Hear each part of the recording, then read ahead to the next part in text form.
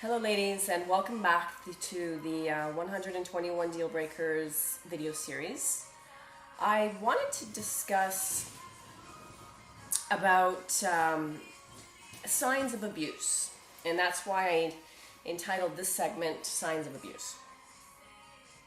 So that you're a little bit more equipped in understanding what you're looking for in terms of having background knowledge in a foreseeable dating partnership where you should be on the lookout. Before I get right into that, I really want to describe the difference between a healthy relationship and a dysfunctional relationship, so you have a better understanding of the two. There are two people, and they are in a union, okay? We're going to pick the healthy relationship first. In a healthy relationship, there is mutual respect. There is mutual understanding.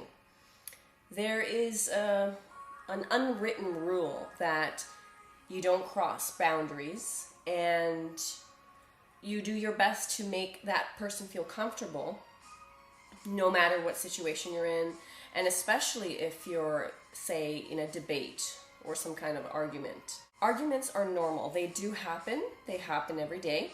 It can happen at work, it can happen with a friend, and it can happen with your lover.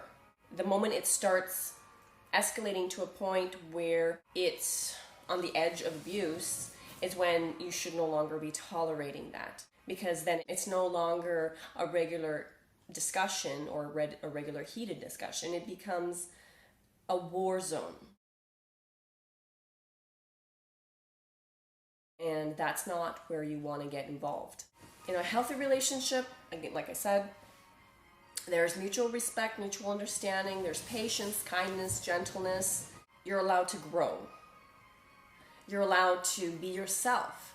You're allowed to have opinions and share your feelings and not feel threatened to share that. You're allowed to be you, in other words. You don't have to worry about editing what you're about to say, or when is the right time to say something, or you don't have to constantly be at the edge or on the edge wondering, well, if I say this, is he going to get mad? Or if I do that, what's going to happen next? Or what is his reaction going to be?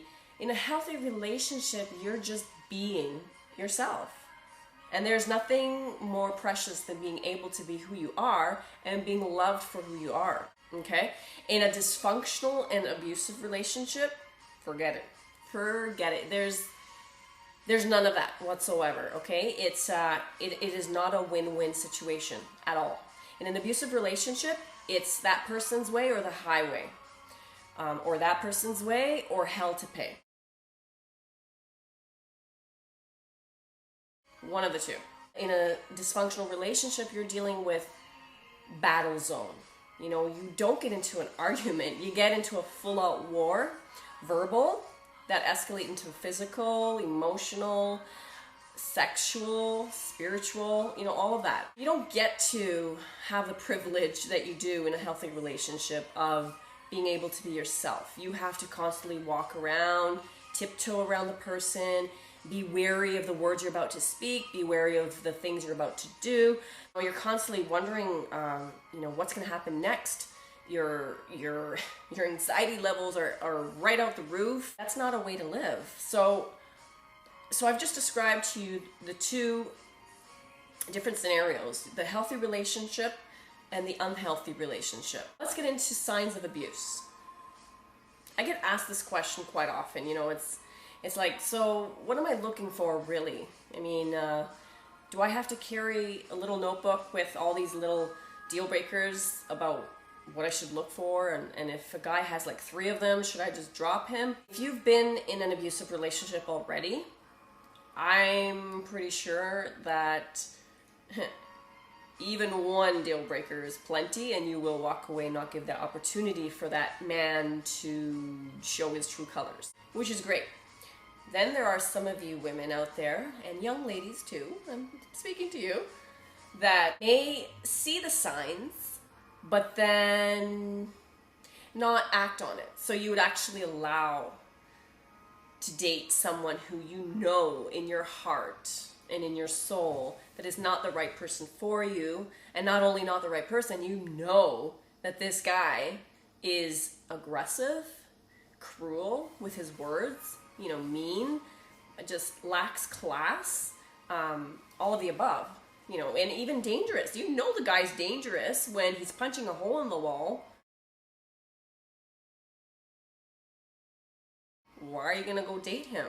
I mean, I understand, I was there. I know how hard it is to leave a relationship after you've invested so much. You've invested your emotions, your time, your effort, your love, your devotion. You might even have invested an entire family. Maybe you have 2-3 kids with this person, or one. Maybe you bought a house with this guy. Maybe you have 2 cars. Maybe you saved for a business that you want to open with him. Whatever your situation is, only you know. But what I'm trying to say is, I'm trying to save you the headache and heartache. I'm giving you the tips ahead of time so that you don't have to get into this person so deeply. And you can save yourself a lot of time, a lot of your effort, a lot of your investments, and save it for somebody who actually cares for you. Somebody who actually cherishes you and your entire being as you are. Not someone that wants to change you, or someone that isn't happy with you, someone that complains about you, someone that has nothing good to say about you. Why would you want to do that to yourself over and over and over and over and over? Yes, I'm trying to emphasize just how ridiculous that sounds and redundant. Being out here as intimately as I am here in this video, and in all these videos that I share with you, it is giving you a heads up knowledge to what to look for. You know a good relationship when you see one. You know a bad relationship when you see one. You see your friends go through it, and I swear, you're like the best counselors when your friends ask you for advice. But when it comes to you, I'm so bad with that, and I'm so glad that I've been working on it, but, even still, I'm so great when it comes to helping my friends. They come to me and they're like, I met this guy, and he's so great, and he's this, and he's that, and then, 2 months later, they come to me and they're like, oh my God, he's so mean, and he's not replying, and he doesn't text, and he doesn't want to do anything anymore. I'm just like, I have so many so many suggestions and pointers, and and so many women, when it comes to yourself, yes, when it comes to yourself, what happens? It's like a deer caught in the headlights. You're in love, and guess what you're doing? You're wearing those rose-colored glasses we were talking about in the other video, right? And so you don't see what's in front of you here. You just see what you want to see.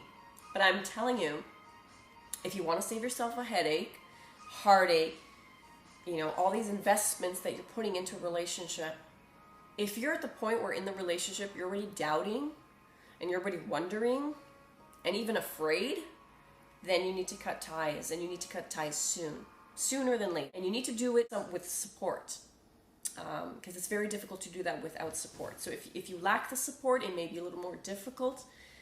You need to surround yourself with even strangers. You would be surprised how many strangers helped me in my time of need, and they were disguised as my guardian angels, and I have to thank them for them.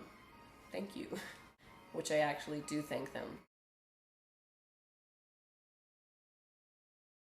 If the guy is aggressive off the bat, if he's very sarcastic, like extremely here, if he's has to have his way, and if he doesn't have his way, he's just very difficult and childlike and childish, not childlike, and he's got to get his way, and if it's not his way, then he pouts, he tells you where to go, he doesn't return your calls, he gives you the silent treatment. I mean, these are signs. If a guy avoids talking about commitment, avoids getting serious with you, and you're just sorry to say, a booty call, you got to ask yourself, is this the way I want to live? Is this the way I want to be treated? Do I want a casual man, or do I want a full-time man? Do I want a man who is happy healthy and going somewhere in life and has a great head on his shoulders and is family oriented and has a great, healthy, emotional threshold for goodness and greatness, then great. But is your man or the man you're about to get involved with miserable, vulgar, aggressive, a raging lunatic? I like to use that quite often. Is he, someone who just you can't make happy no matter how hard you're trying? Then you gotta really look at the situation for what it is and not for what you want it to be. And remember that you can't change these men. They need to change themselves. And if they can't or are unable to, then that's a choice you need to make for yourself. With my personal experience in abusive relationships, I just thought to come out here and share the same with you so that you know how to calculate this. You know how to really pinpoint. It's a reference point and a guide to show you that here's a relationship that's healthy, here's a relationship that's not healthy. No rocket science here. Which one do you want? I just really want you to think. I want you to think hard. I want you to think that when you are investing yourself in a man, you could be even making a lifetime commitment. And this, you got to be happy. You got to be happy. Your children need to be happy. And they need to see their mommy happy. If she's not happy, you're not happy, what are you doing? Is this what you want for yourself? Because I don't think so. I don't think anyone deserves or wants to be mistreated or abused. Just know that I love you, ladies, and I'm out here for you. I'm your cheerleader, your rooter, your friend. I'm here as a guide. I'm here as someone who has experience in these relationships, knows what she's talking about, been there, done that, saving you the grief of going through it yourself. So take care and know that my heart is with you, and you do have a chance to continue moving forward in the right direction with the right man, and one day you will have that man in your arms.